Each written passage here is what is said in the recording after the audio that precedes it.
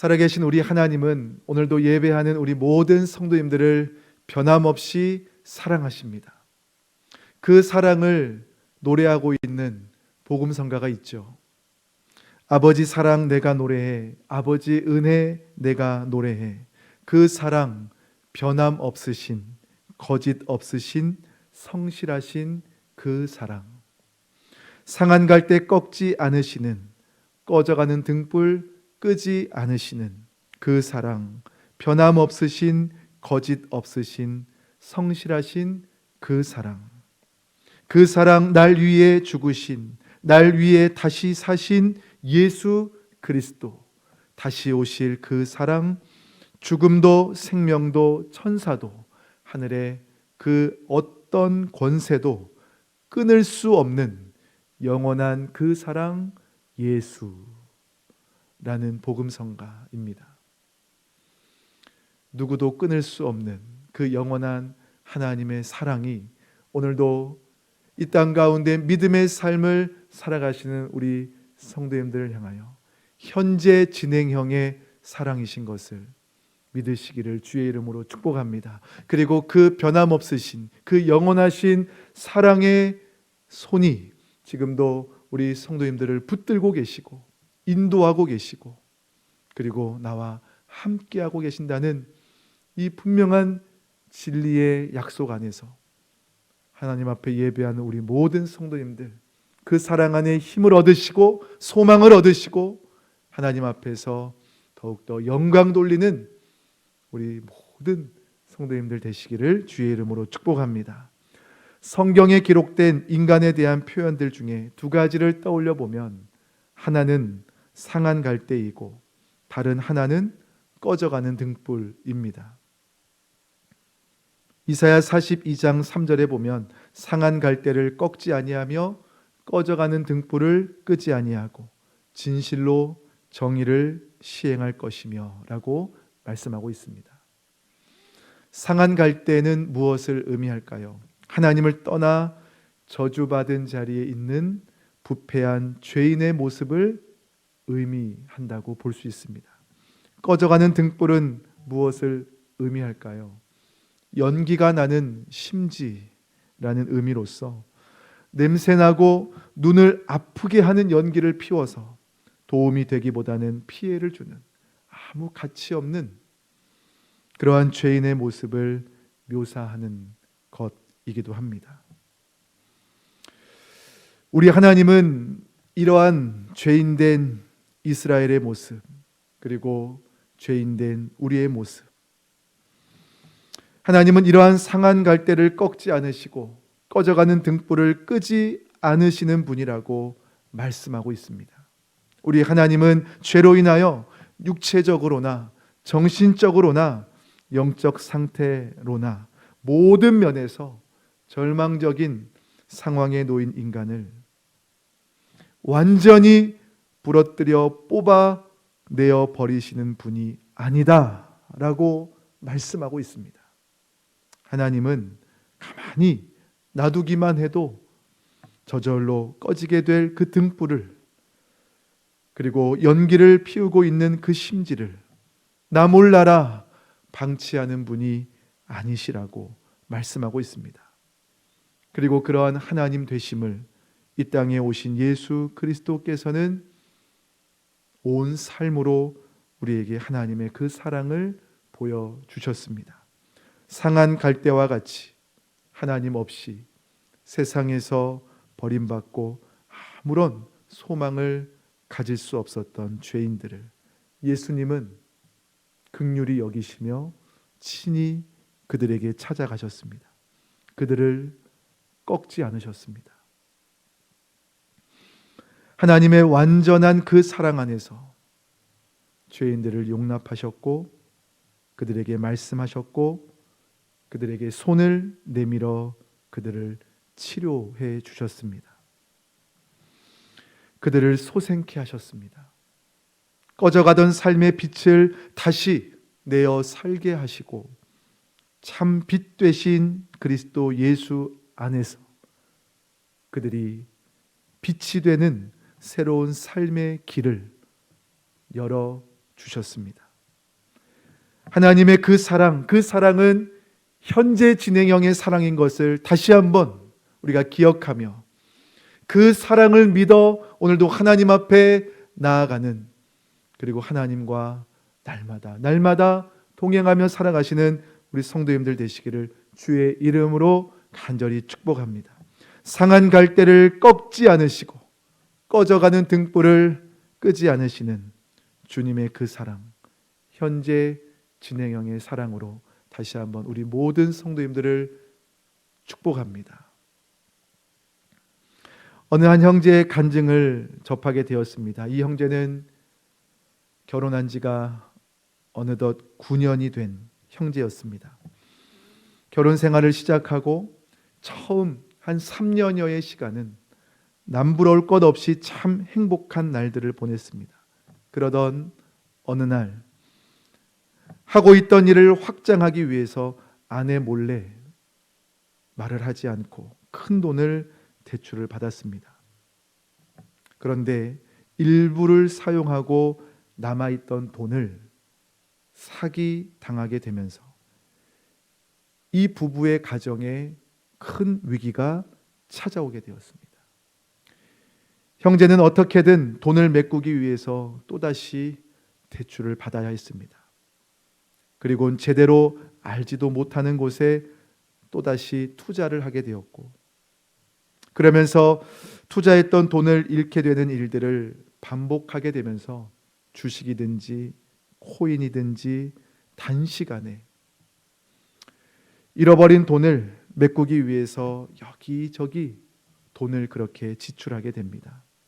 그렇게 대출빚은 커져만 갔고 결국 집에 묶여있던 보증금까지 모두 날리게 되는 그러한 상황에 처하게 되었습니다. 어느 날 사랑하는 아내가 이 모든 사실을 알게 되었습니다. 그리고 그때부터 아내는 남편에게 빚은 갚으면 되겠지만 그 빚을 숨기기 위해서 했던 그 남편의 많은 말들과 그 거짓된 행동들, 그 거짓말들이 당신과 나, 우리 사이에 신뢰를 끊어 놓았다라고 말하기를 시작했습니다. 이후 믿었던 사람에게 버림받았다 라고 그렇게 생각하게 되었던 아내의 몸무게는 급속히 빠지기 시작했고 공황장애의 암까지 발생하게 되었습니다. 아이들은 매일같이 싸우는 이 부부를 보면서 결국 눈치를 보다가 소아 우울증이 찾아오게 되었고, 그렇게 이 형제의 가정은 회복이 더 이상은 가능하지 않은 것 같은 회복 불능의 상태에 이를 정도로 망가져 갔습니다. 이 부부 관계와 그렇게 되어버린 과정의 모습이 어떠했을지 한번 생각해 보시기를 바랍니다. 상한 갈대는 완전히 꺾이고 등불은 완전히 꺼질 것 같은 현실로만 보여지는 것이 그 가정의 현실이었습니다. 어두움의 그늘 아래 놓여서 나아갈 방향을 잃어버린 채 점점 더 벼랑 끝으로 몰리고 있는 그러한 현실 속 하루하루를 살아가고 있던 가정으로 보여집니다. 이 간증의 끝은 어떤 내용이었을까요? 내용은 이러했습니다. 저의 가정은 매주 살기 위해서 교회에 옵니다. 집과 교회의 거리가 멀지만 이곳에 와서 힘을 얻지 못하면 매일매일 힘들어서 죽을 것 같기 때문에 교회에 와서 힘을 얻고 돌아갑니다 라고 간증을 했습니다. 형제가 간증하던 그때에도 아직은 이 가정 안에 재정적인 문제가 남아 있었다고 합니다. 그리고 부부 신뢰의 문제도 아직은 남아 있는 상황이었다고 합니다. 아내와 자녀의 질병의 문제가 완전히 해결된 상황도 아니었지만 그럼에도 그는 우리 가정이 조금씩 회복되어져 가고 있다라는 사실을 그의 삶으로 그가 간증을 하게 되었습니다. 형제는 자신의 가정에 찾아온 이 위기 속 회복의 이유가 복음, 곧 예수 그리스도 때문이었다라고 고백했습니다. 그리고 내가 속하여 있는 교회 공동체 때문이었다라고 그렇게 말을 하는 것이었습니다. 복음, 곧 예수 그리스도, 그리고 그 예수를 사랑하고 섬기는 교회 공동체, 그것이 이 형제와 이 부부와 이 자녀들과 가정의 회복의 빛이 되었던 것입니다. 이렇듯 주님은 상한 갈대와 꺼져가는 등불과 같은 한 형제의 그리고 한 가정의 삶을 꺾지 않으셨고 끄지 않으셨습니다. 상한 갈대와 꺼져가는 등불과 같은 이 가정을 하나님은 다시 일으켜 세워가고 계셨습니다. 그리고 그의 삶과 가정의 회복을 위해서 하나님은 그들을 교회 공동체로 인도하셨고 교회 공동체를 통로로 삼아 하나님의 회복을 하나님 이루어 가고 계셨음을 우리는 보게 됩니다. 교회 성도들은요, 그 위기와 험난한 시간을 보내고 있던 이 부부에게 이와 같이 계속해서 말해 주었다고 합니다. 복음이면, 예수님이면 바뀔 수 있습니다. 복음이면, 예수 그리스도이시면 회복될 수 있어요. 바꿀 수 있어요. 바뀔 수가 있습니다. 라고 그렇게 말해 주었다고 합니다. 그러면서 늘 응원해 주고 그렇게 기도해 주고 있다라고 합니다. 그 결과 예수 그리스도와 성도들의 섬김과 격려와 기도의 손이 이 형제로 하여금 그리고 이 가정으로 하여금 긴 어둠의 터널에서 빛으로 나아올 수 있는 힘, 내일을 살아갈 수 있는 힘, 그것이 되었다라고 말하는 것이었습니다. 다시 반복해서 우리 성도님들에게 말씀을 드리고 싶습니다.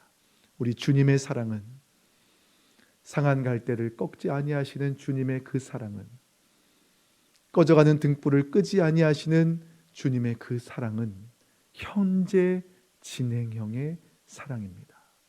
그 형제에게, 그 가정에게 찾아왔던 주님의 그 사랑은 지금도 우리 성도님들을 향한 동일한 사랑이십니다. 그리고 무엇보다도 주님의 그 사랑은 우리를 통해, 나를 통해 내 옆에 있는 그 누군가에게 흘러가게 될 것이고, 그리고 우리는 누군가로부터 그 사랑을 경험하게 될 것입니다. 그러므로 이곳에 계신 우리 한 분 한 분의 삶이 하나님의 사랑의 통로이시며, 우리의 가정과 우리의 교회가 이 땅에 하나님의 회복과 사랑의 통로가 됨을 믿고, 우리 다시 한번 그 현재 진행형의 사랑 안에서 풍성한 하나님 안에서의 삶을 살아가시며, 교회가 그 사랑 안에 더욱 풍성해지며 그 넘치는 사랑이 흘러서 가정과 사회와 일터로 나아가게 되는, 그래서 회복의 역사, 하나님의 나라의 일을 이루어 가시는 우리 성도님들 되시기를 주님의 이름으로 간절히 축복합니다. 시편 77편 20절 말씀에 보면 주님께서는 주님의 백성을 양떼처럼 모세와 아론의 손으로 인도하셨다라고 그렇게 말씀하고 있습니다.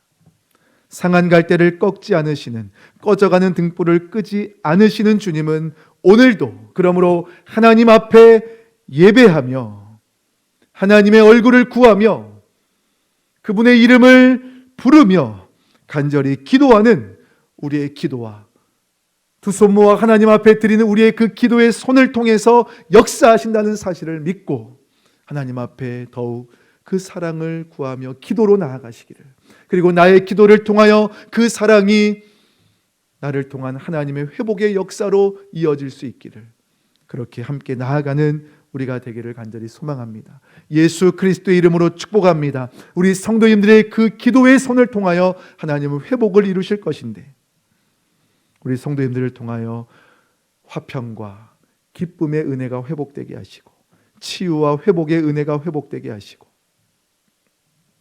소망 가운데 우리로 하여금 누군가가 다시 일어나게 되는 은혜로 인도하실 것이고, 그리하여 나 자신과 그리고 우리 공동체가 함께 믿음으로 승리하는 은혜 가운데 우리의 기도의 손을 사용하실 줄을 분명히 믿습니다.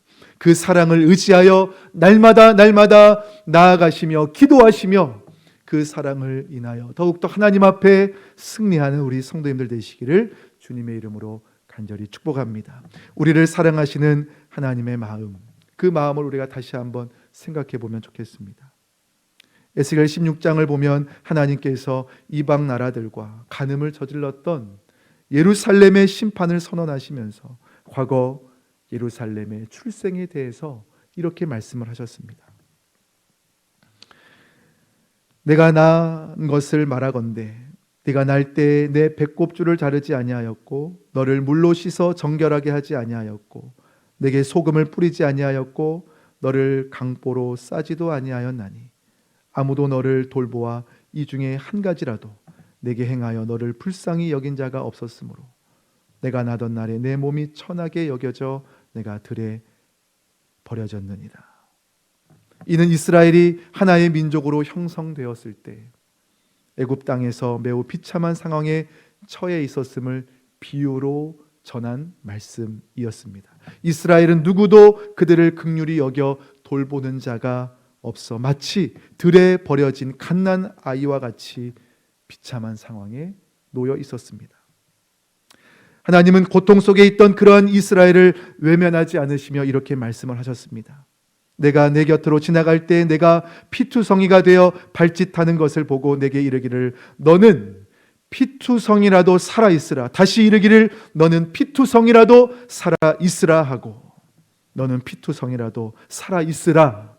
너는 피투성이라도 살아있으라. 하나님 그렇게 말씀하셨습니다. 하나님은 이스라엘이 애굽의 압제 아래 고통당하는 것을 보시고 그들을 긍휼히 여기시며 말씀하신 겁니다. 너는 피투성이라도 살아있으라. 비참하게 버려진 이스라엘을 향한 하나님의 이 놀라운 은혜에서 비롯된 말씀이었습니다. 이 말씀은 그저 피투성이로 죽어가는 아기가 살기를 바라는 마음에서 그친 말씀이 아니었습니다. 너의 힘으로 살아있으라는 말씀도 아니었습니다. 하나님은 스스로 살아갈 힘이 없는 이 안타까운 아이를, 고통 중에 있는 이스라엘을 반드시 살리고자 내가 이 아이를 입양하고 양육하겠다는 그러한 말씀이셨습니다. 그래서 하나님은 애굽의 고통스러운 생활로부터 이스라엘을 건져내셨습니다. 그 백성들과 언약을 맺으셨고 성막을 허락하셨고 율법을 주셨으므로 그들과 관계를 맺으시고 동행하시며 양육하셨습니다. 그들의 부르짖음을 듣고 친히 나서셨던 하나님은 고통 중에 있던 그들을 고아와 같이 그렇게 두지 않으셨다는 것입니다. 상한 갈대와 같았던 그들을 그저 그렇게 꺾여지도록 내버려 두지도 않으셨고, 꺼져가던 등불과 같았던 그들을 그냥 그렇게 내버려 두지도 않으셨습니다. 너는 피투성이라도 살라. 내가 너를 잘 아노라. 내가 너와 함께 하리라. 내가 너를 도우리라. 너를 꺾이지 않게 하리라. 너의 삶의 빛이 꺼지지 않게 하리라. 우리의 삶의 형편을 아시는 하나님, 우리의 삶에 친히 개입하기를 원하시는 하나님, 우리를 구원하시고 길을 만드시며 하나님이 우리의 아버지이심을 보여주고자 하시는 하나님, 그 살아계신 하나님이 바로 오늘 이 시간 예배하는 우리 성도님들의 하나님이시며 우리의 하나님, 변함없으신 하나님, 우리 아버지이십니다. 하나님 나라의 듣보잡이라고 하는 이 삼행시를 한번 우리 성도님들과 나누고 싶습니다. 젊은이들이 한때 듣보잡이란 말을 많이 썼는데요. 듣보잡이라고 하는 이 말을 가지고 우리가 그 의미를 보면 듣지도, 보지도 못한 잡것이다. 저는 이 듣보잡이라고 하는 이 세 글자가 하나님과의 관계에서는 완전히 바뀐다는 것을 생각하게 되었습니다. 그것을 알게 된 것이옵니다. 그래서 하나님과 나의 관계, 그 사랑으로 인한 하나님과 우리 성도님들의 관계 안에서 듣보잡은 이렇게 재해석이 될 수 있습니다.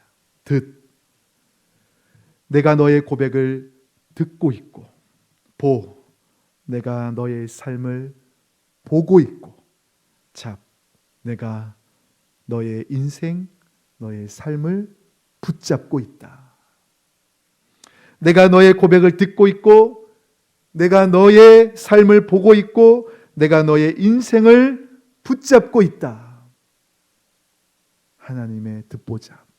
우리 성도님들은 하나님의 듣보잡이십니다. 하나님이 귀 기울이시는 한 사람 한 사람, 하나님이 바라보시는 하나님의 자녀, 하나님이 붙들고 계시는, 누구도 그 무엇도 끊을 수 없는 사랑으로 붙들고 계시는 하나님의 자녀이신 우리 성도님들 모두는 하나님의 듣보잡입니다.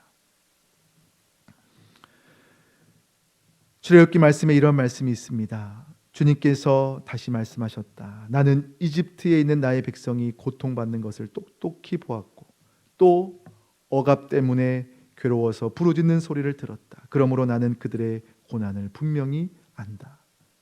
출애굽기 3장 7절의 말씀입니다. 이스라엘을 향하여 이 말씀을 하셨던 하나님, 살아계신 그 하나님은 오늘 우리 성도님들에게 말씀하십니다. 우리 성도님들에게 말씀하고 계십니다. 내가 너의 고백을 듣고 있다. 내가 너를 보고 있다. 내가 너를 붙들고 있다. 염려하지 말아라. 두려워하지 말아라. 하나님이 함께 하심을 믿고 결코 나를 그냥 내버려 두지 아니하시는 그 하나님, 그 하나님 안에서 오늘 다시 일어나시는, 다시 빛으로 나아가시는 우리 성도님들 되시기를 주의 이름으로 축복합니다. 하나님의 놀라운 사랑의 회복이 오늘 예배하는 우리 모든 성도님들의 마음과 가정과 그리고 우리 교회 위에 충만하게 임하여 하나님의 사람으로 더욱 힘있게 일어나시며 하나님의 사랑 안에서 그 회복의, 그 치유의 역사를 가정과 일터와 세상 속에 더욱 확장해 가시는, 그렇게 하나님 나라를 이루어 가시는 사랑하는 우리 모든 성도님들의 삶이 되시기를 주님의 이름으로 축복합니다. 하나님의 사랑 안에 살아 있으시기를 축복합니다. 하나님이 살리시는 그 사랑으로 날마다 살아가시기를 주의 이름으로 간절히 축복합니다.